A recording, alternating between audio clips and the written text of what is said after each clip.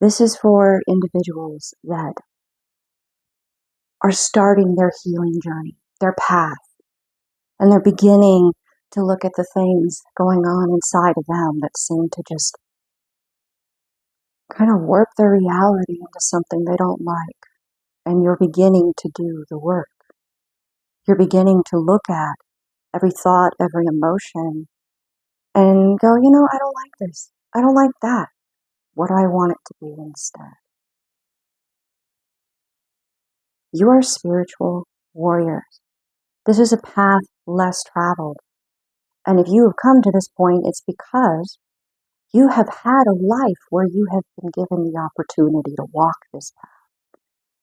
And I know at times, definitely, because I've been there, where you don't understand. And you're frustrated, you're hurt. And because you're hurt, you're angry. And I have heard this once before years ago, and I'll say it now because it's still true. If you're hurt, you're angry, you're mad, it doesn't matter. The divine source, spirit, just wants you to talk, to share, to open, to be honest, to be real. And if you're angry, well then be angry. But to be angry, it doesn't mean that you are hateful to yourself or hateful to the world. You can have those thoughts and those feelings and not like them and express that with passionate anger. But there is love in that. At least you are opening to communication. You are opening to the divine helping you by seeking relief, answers. So yeah, it is you being a warrior, because that stuff's not easy. And give yourself a pat on the back. Give yourself credit, especially in those moments. The courage it takes to be in that space, because on the other side of it, you're free of what was hurting you. It's taking the thorn out so that the wound can heal. And yeah, it's kind of intimidating when you're looking at that. I'll give you a real life experience here. And I'm sure a fair amount of you have experienced this or observed someone else in your environment. So during construction, sometimes somebody will accidentally, staple their own finger or hit their finger with the hammer instead of the nail. But really, I'm going more towards, hopefully nobody got, nailed by the nail gun. But either way, you're sitting there and you're looking at that and you're going, that has to come out. And you know it's going to hurt. I have a cousin who's more like a brother of the heart. And him and my dad, they were just doing their thing, working on whatever project Dad had going. And suddenly it was like fireman way of coming down the ladder, like things were happening fast. I mean, there were some colorful words initially, but my cousin / bro of the heart, he done some jack real quick, and Dad got the pliers, and they got that out as quick as possible. That staple. And this wasn't like office staple, as you know, it's construction staple. Like that was not a good experience. And they knew if they put it off, it'd only get worse. So I kind of looked back at it and kind of giggled, because, we laughed about it afterwards. But the way they handled it was like, got to do this now. So it is somewhat like that. You have to get it out in order for it to not become worse. For it to become worse is unacceptable. And you've stepped up to that plate. You have, because you love yourself enough to want more. And if you question whether or not you love yourself, that right there is confirmation that you do. If you question that, know that you do, because you're doing that. You're doing that work. So give yourself credit.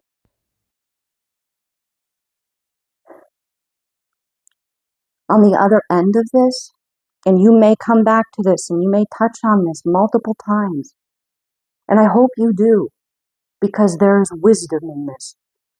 So much wisdom. Words that I wish I had as a touchstone myself throughout this. But those words, when they become real, I mean, they're easy to say, to understand the concept, but when you're like, I fully understand, live, and move in the meaning of this, it's my reality.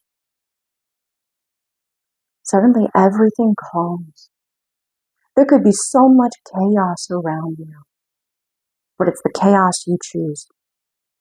It's the chaos you want, because there's going to be chaos wherever you are in life. But is it the chaos that you choose?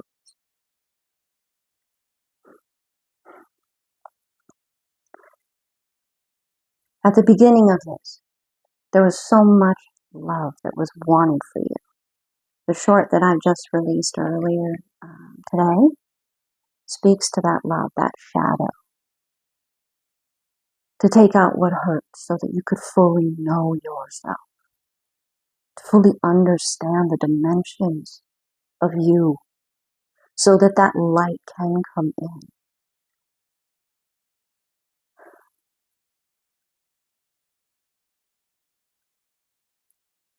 If you've ever moved through memories or life or been in situations, moved like you remember being there. You remember what it felt like, what it's not like, what you were doing, who was around you, and you remember the feeling. A lot of people that are on this path, they find themselves self-medicating. And a lot of individuals, especially today when it's just so readily available and easy, you find yourself moving towards substances, whether they're prescribed or they're, illicit or illegal, because it provides you relief for a moment. Now, those moments, the people describe as being high, right? Okay. Now, set those moments aside.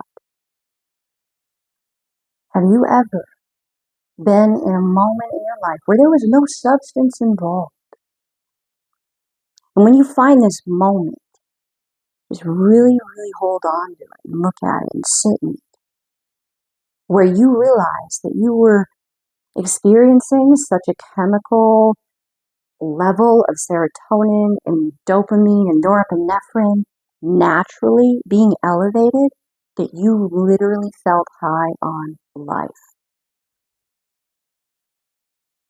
Like you were bubbly and hyper and excited and bouncy and everything was just positive and like the music was perfect, like the friends you were with were just being awesome, they're having a great time. You were just vibing, right? High on life. No other substance needed. It was all natural. It all came from within you. And you had that moment where you're like, whoa, this is so cool. This is awesome. And maybe you're blessed. Maybe you have many of these memories.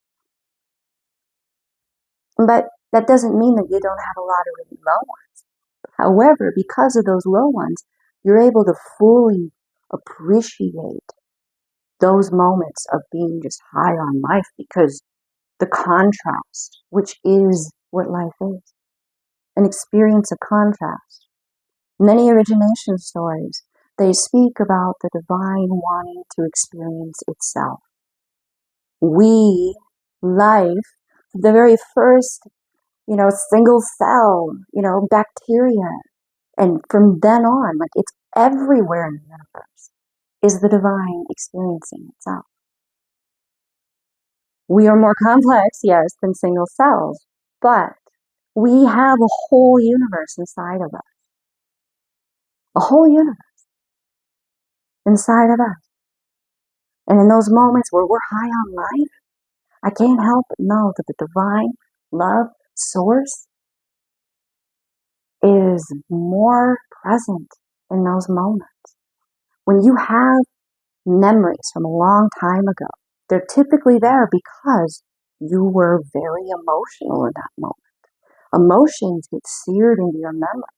Whatever was going on, it's there. That's why sometimes the emotions are so intense that your brain doesn't let you remember because it was so intense. There's a certain threshold.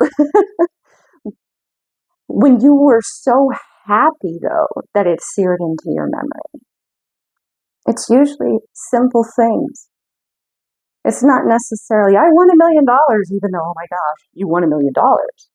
It could be as simple as you had a great night's rest, you were in a great mood waking up as a kid, and you have your favorite toy, your favorite blankie, you had great dreams, and the sun is shining, and you walk out, and everybody that's around you just seems to be in this kind of chill state, and you're just like, I love my life right now.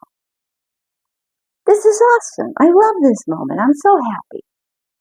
Those memories that are seared in positivity, they're far more potent. They're far more potent than the negative ones. Though they both inspire. They both inspire us to create our world. So on the other side of this journey, the whole point, the whole goal, because in a lot of these memories, you have someone else around you. You have another physical, individual being consciousness with all of their own woundings and traumas and habits and expectations and projections and all of that in the environment. And they're connected in your memory to that experience. Excuse me. The whole goal, the whole point of this was for you to have that experience with no one else around. Just you. You and whatever higher being you relate to, because it is your higher being. It is your personal, spiritual connection, relationship. No one else. No one else has that relationship because no one else can be you. No one else. The way you communicate, relate, all of that, uniquely yours. And there may be elements of higher self, future self, ancestors, angels, power elements. There may be this whole interdimensional spiritual support around you. But you as a physical being are in that state of feeling high on life without any artificial interference, all natural, completely from within you.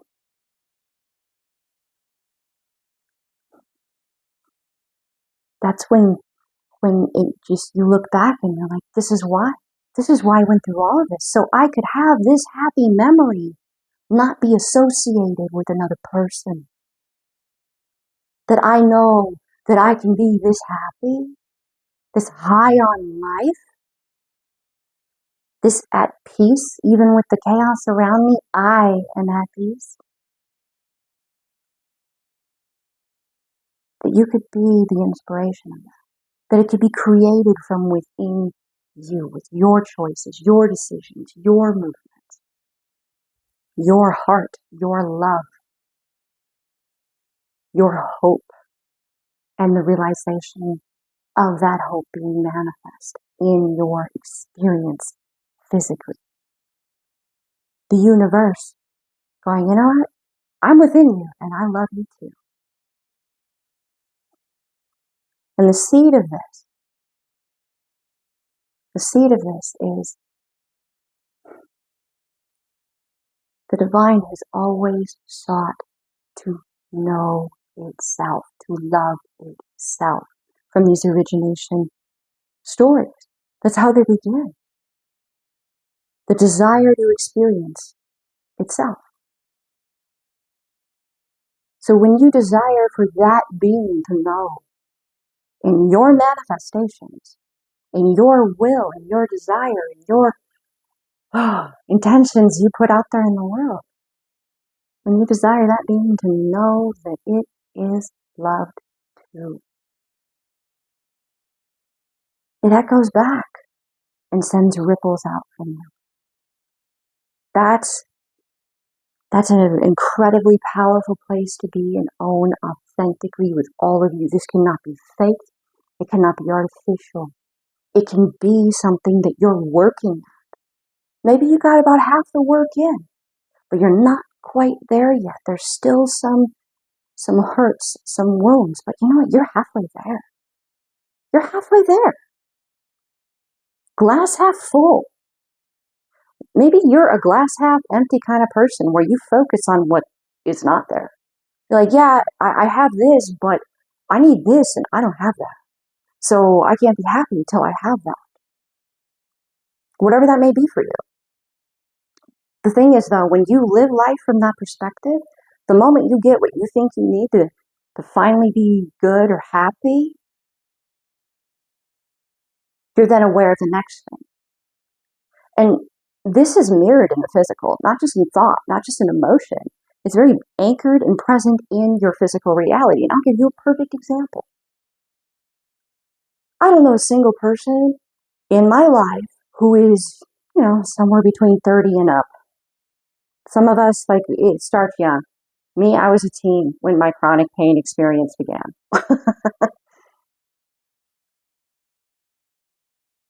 Your body adapts to pain. Your nervous system adapts to the pain for you to be able to cope. If the pain that I'm experiencing or I experienced when I was 20, 25, 30, 35, I'm not I'm not going to give you my age. 40, 45, 50, whatever.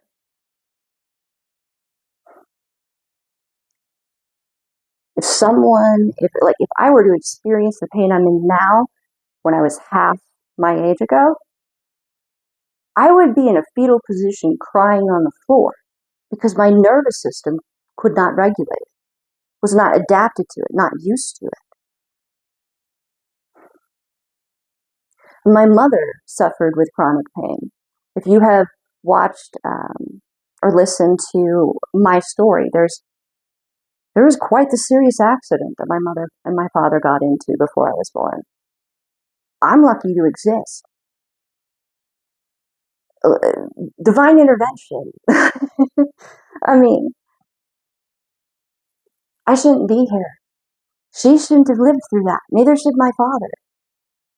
But she has had chronic pain my whole life. I've watched her cope with it. I've watched her choose to keep going because the body in motion stays in motion. So as you keep healing, it will get better. As you keep looking at what hurts you and pulling those nails out, it will get better. It will become easier and easier to cope with. And that's the beautiful thing with the spiritual, the thought, emotion, connection, and how that molds the way we perceive reality. If you want the science of this, I watched a video the other day, and it was very clear that I was meant to highlight this. So I'll have the link pinned in the comments for you guys. But it is a modern scientist. I believe he's like a neuroastrophysicist or a neuropsychologist.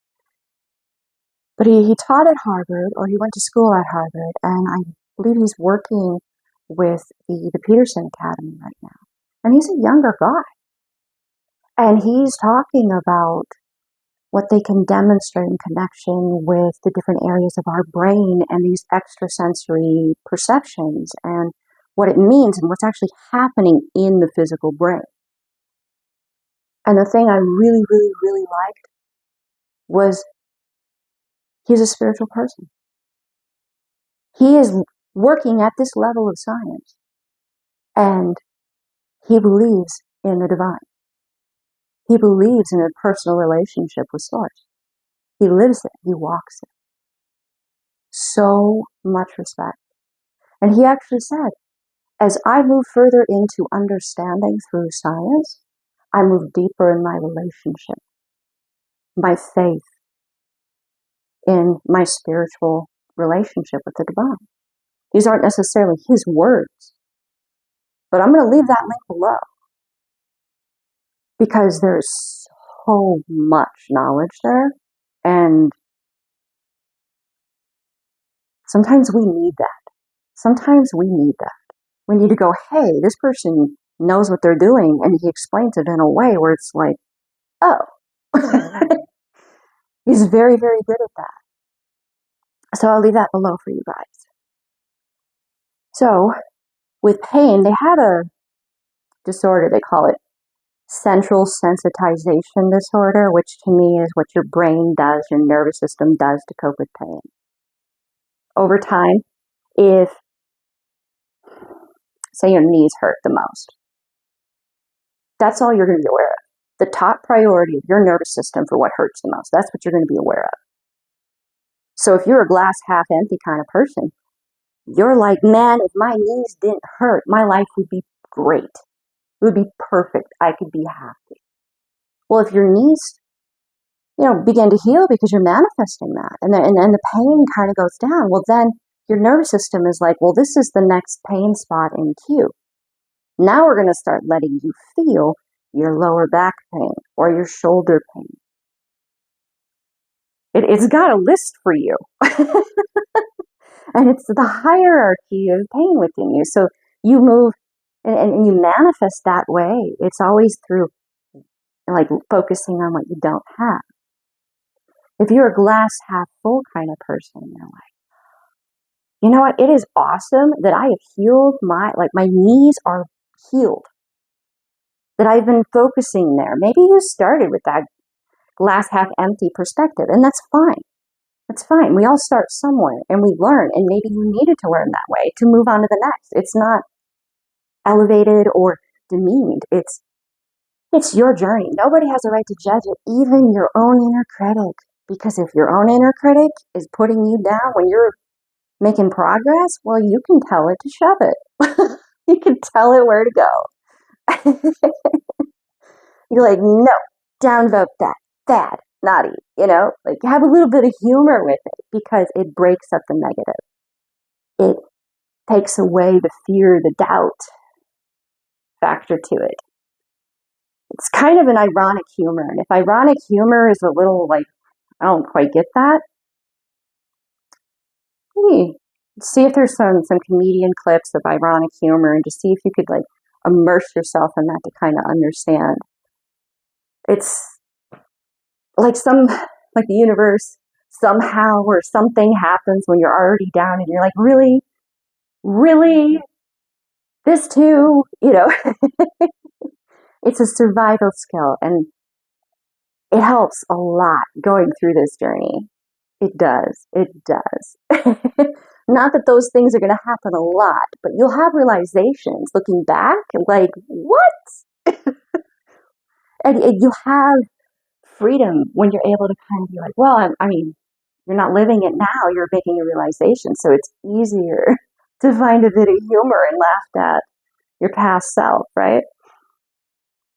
Like the passion of coming down those stairs, like the house is on fire, to take that staple out and down in some whiskey while it's going on, like there's a little bit of humor to that, right? But now you're at this place where you're manifesting because you're focusing on what you do have. So I am so glad that whatever area of your body, in this case it's the knees, are healthy enough now, healed enough, strong enough, that the pain level has gone down enough that I can now attend to the pain that I didn't know I was experiencing to this extent in my lower back and start supporting that area, healing that area, working with that area. Maybe it's a sleep issue. Maybe it's a cervical vertebra out of alignment. Maybe it's like your hands, whatever it may be. And switching the focus. Like a lot of people They'll be like, I am a seeker of truth. Because, and I've said this about myself, and I say it like that because I'm kind of like, oh, yeah, it sounds like deep and profound, and it is deep and profound. It is to realize this about yourself is your truth. The moment that you can be in a state of realizing that you're high on life and it comes from within you, because you love yourself, you love that divine within you, and you wanted the divine to know that the divine was loved too. That you weren't just, hey, I want, give me love, give me love, give me love. You're like, here's some back. I want you to know that I love you too. And I want you to experience others loving you. I want you to know gratitude, right? And I say right because it's like staying true. Like it clicks, it vibes. I'm not asking for validation. I'm not. And it's like stating this is true.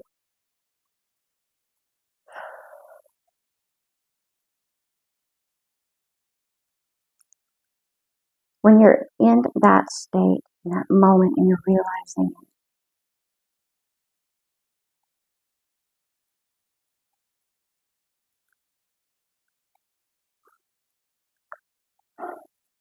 it allows whatever comes for you in the future, whatever chaos happens, that you choose. Because the moment you put your foot on this path, you were moving in a conscious way. You were already awakened because you were already choosing to mold your life. Wherever you may be is benchmarks, because it's not like you reach a finish line and then you're done. No more growth, no more advancement, no more unknowns to discover. You become a finder of yourself, not a seeker. You begin finding things. It's the receiving. It's the, oh, I found it. Oh, I found this. Oh, I didn't even know that was a thing, but I found it. Like the surprises that are ahead of you because you've chosen the chaos that you allow to be around your peace. You have those boundaries set. And you become a finder instead of a seeker. When that switch flips for you, it's a benchmark. And you find yourself going, you know what? I am so stoked about where I am right now. This is awesome. I am so high on life right now. Naturally. Just pure, all natural, right? What is the next benchmark? What's around the corner? What do I have to look forward to around the corner? What am I going to find? Because when you find it, it's in the proper time. It's when it is optimal for you to find it. You're not actively going, if I have this, then I will be. No. Now you get to discover, you get to find yourself in the unfolding of the experience of life. To live in that state of love for self and awareness that the divine within you, there's a give and take with it. It's equal, it's balanced. This is the very meaning in that particular aspect of the Six of Wands. I believe it's six. Yeah, nope. Yep. Six of Wands. Nope. Six of Pentacles. Very six energy. I had Six of Swords, Six of Wands, and Six of Pentacles come through my mind if you're familiar with the tarot. So, love. Love. If you look up the angel number, it means love. Yes, there is a very negative flip side to that. And that, what do you choose right now, right here? Do you choose to be a glass half empty or a glass half full kind of person? Where are you? That was a test for you to know where you are. And that just flowed through me. The divine is giving you a way to know. Did you go, oh, negative? then you're glass half full. That's where you are in manifesting right now. There's nothing wrong with that. But it's information for you to know so you know where you are. And if you're not happy with that, if you don't want to manifest that way, you can make that choice. And the divine within you will know and help you get to a point where you can do that. If you desire that, the divine within you will know that. But if you do look up the meaning of the angel number 666, it's about love. Moving into calmer waters, balanced give and take. It's basically union within self, end of one cycle, beginning of new positive cycle. It is moving into choosing the glass half full perspective in life. So which one do you empower? Because I can go into the whole philosophical thing of what the projection of that mark actually is in my experience and my knowledge and what has been given to me. And I'm not the first person to come to those conclusions and tie those things together. But I'm going to tell you, it has nothing to do with that number. If it has anything to do with that number, it's that they want to inspire fear for us to not look at it as the glass half full. For us to not empower the good. They want to take that number and make it mean something else because they knew, they being, like the forces that shaped our culture, that shaped the symbolism throughout time, that only allowed us to have access to certain histories. Because they do say that the victor writes the story. Is that really what happened? Because they don't give an account from the perspective of the side that did not win. So they're going to make themselves sound and appear the way they choose to, not the way they actually are or were. So discernment to know this. They wanted us to know that this number was something that they wanted us to view as a negative. If you watch or listen to one of my collective readings for the world, it was a world collective reading. Pretty much Gaia, the divine Trinity, they're like, this needs to come through, this needs to be said. And there's some triggering things in there. Fair warning. But whenever anything horrible happens, the whole goal of it is to get you to manifest from a negative state. But what they don't recognize is that they may be actually manifesting the obvious because it's up to us. It's not up to them. What are your first thoughts when a tragedy strikes? Where does your heart go? To those that you love. To helping the person next to you in pain. Love. That is what that number means.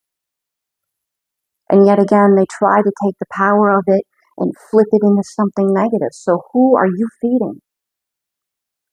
And I say, who are you feeding? Because of that very iconic story. And I believe it's a Native American story. And, forgive me if I don't know exactly the origination of it right at the top of my head. But I do know that it talks about a white wolf and a black wolf in your heart. Polar opposites, right? And they both exist within you. Do you feed one and starve the other? Or do you feed them both? Do you listen to them both? Do you hear them both? Do you experience the emotion that these two sides of you, both positive and negative, are experiencing?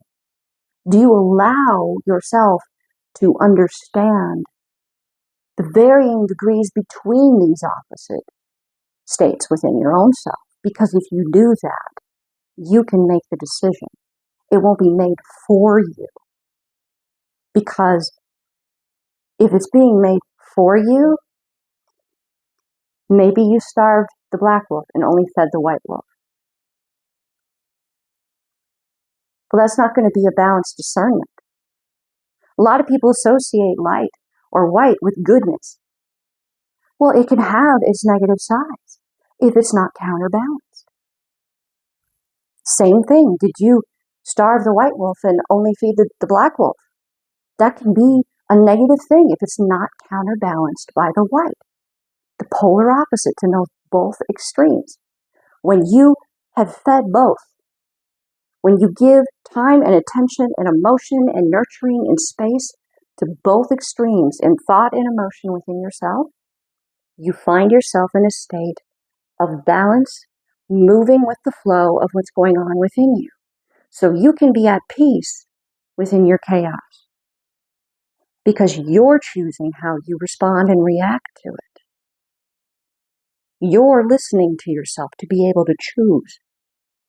So these wolves, neither side is neglected, and both are like, yeah, I'm your ally. I am so your ally. What do you want to do?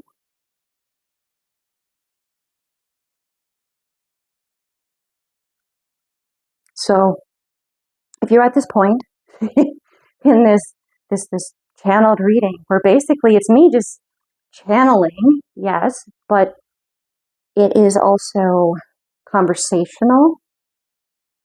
It is wisdom. And some of these things, like, you're going to resonate. Some things you're not. It is up to you how you feel and react to them. And if you are triggered by anything here, it's an opportunity to take that staple out of your hand. Yeah, you know it's angry. Yeah, you know it hurts. And yeah, you don't want it there anymore. It's a gift. It's a gift for you to know that that hurts, so you can do something about it. And on the other side of hearing this part of yourself is peace, is understanding, is you balancing the give and take between these polar states within you.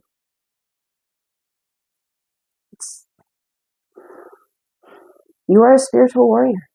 If you're still here, give yourself a pat on the back. If you're listening to this again and again and again, and you're finding yourself triggered at different points, kudos to you. There's so much courage and bravery within you. You are incredibly loved. And you love yourself so much. Even if you clicked off in the first 5 minutes, came back, maybe you don't come back. I want that feeling to be in this reading for you.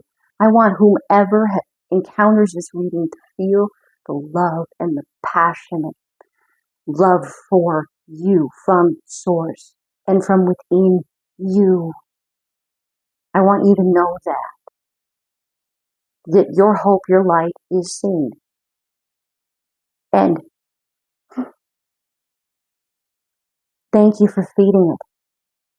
Thank you for giving to it. Thank you for still reaching for the divine, for love, for hope, for peace. Thank you. Because it takes courage. It takes courage. And that's not unnoticed. Even if people around you don't see it, it's not their opinion that defines you. It's yours. You define yourself. And within you, there is the divine. There is that love, that ability, the creator. I mean, we don't have words for this. We don't. We attempt, but they just don't encompass it. So I hope you feel the spirit of what I'm saying. Because it's not about words. It's not about symbols. If we didn't have the written word or symbols or history or anything, and all that was wiped from our ability to have any access to, would you stop being aware that you exist? No. You would still be aware that you exist. You would still be in relationship with that. You would still know that you are experiencing this reality. So you'd still be connected. You'd still be in relationship with something you can't define. But you could try to relate to. And that's why we do symbols. That's why we have histories. That's why we have art and poetry and books that have been around for thousands of years, because somebody knew that they needed to preserve that knowledge, and they buried it so that maybe someday we could have access to it again.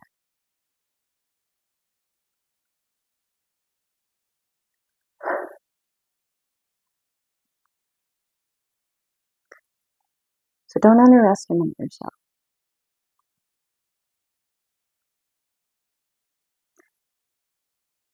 The divine within me honors the love within me, honors the divine and the love within you. Thank you for creating the ripples that you do. Because as you free yourself, it creates change around you don't necessarily see or know. But you do impact the world in a positive way when you choose to. When you choose to take that staple out of your finger. Sure, you might need a little, something to help you with it in the physical, but spiritual, we don't have, like lidocaine for that. And frankly, I wouldn't want it. All natural means that you're not being influenced or manipulated in any way by anything outside of you. It's all from within when it's all natural. So that is the very meaning. The divine within me, the love within me, honors the love, the divine within you. That to me is saying you're a Dharma brother, a Dharma sister. You're a kindred spirit, your soul tribe. You belong because you are here to a large network, to all of us, to everything. At some point, you may realize that you're only alone when you choose to be unaware that you are connected. So that's what I mean when I say namaste.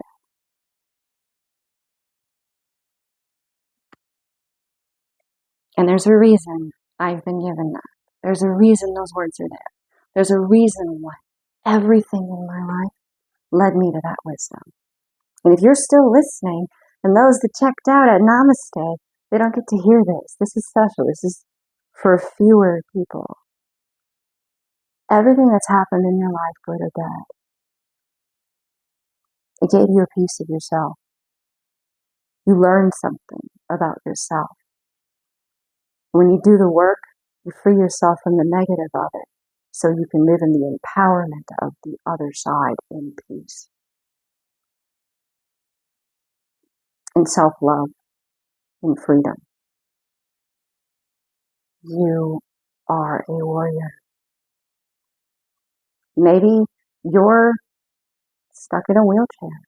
Maybe you're disabled. Maybe you can't work. Maybe you fall asleep and you have like narcolepsy. Maybe the world around you minimizes you. But the truth is, you're a badass. And Soul Tribe and others that have walked this path, others that have been here, they see you. They know. They know you. They recognize you. So, mad respect for all the spiritual badasses out there. Mad respect.